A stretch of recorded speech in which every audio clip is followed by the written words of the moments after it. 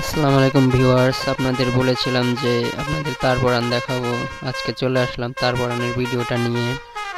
আজকে আমরা পড়াবো একটা সুইচ বোর্ডে একটা রুমে পড়াবো তার। একটা রুমে সে থাকবে, সেই জন্য বললো একটা রুমে তার পরিয়ে দিয়ে একটা রুমে লাইট লাগিয়ে একটা রুমে ফ্যান দিয়ে তার থাকার ব্যবস্থা করে দিলাম আজকে আমরা।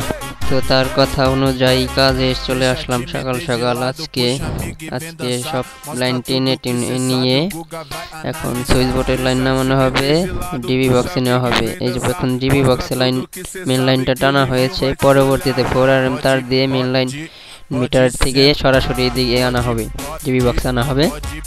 পরবর্তীতে সার্কিট লাগানো হবে, তারপরে সুইচ লাগানো হবে, ফিটিং করা হবে, হোল্ডার যা আছে এভরিথিং সব লাগানো হবে। আপনাদের ওই ভিডিওটাও নিয়ে আসবো খুব শীঘ্রই।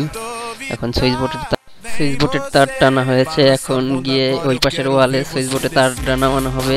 সুইচ বোর্ডের কাছে গিয়ে জয়েন্ট বক্সের উপর থেকে তারটা টানা হবে, জয়েন্ট বক্সে নিয়ে তারপরে গিয়ে সুইচ বোর্ডে নামবে।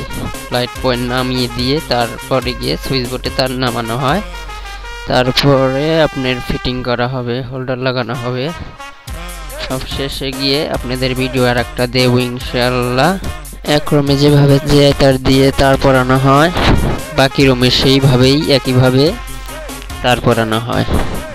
আপনার এক রুমের ভিডিও দেখলে যা বুঝবেন, ওই ফুল বিল্ডিং এর কাজ করলে সেই একই কাজ, কারণ একভাবেই সব রুমে করা হয়েছে, একভাবেই তার টানা হয়।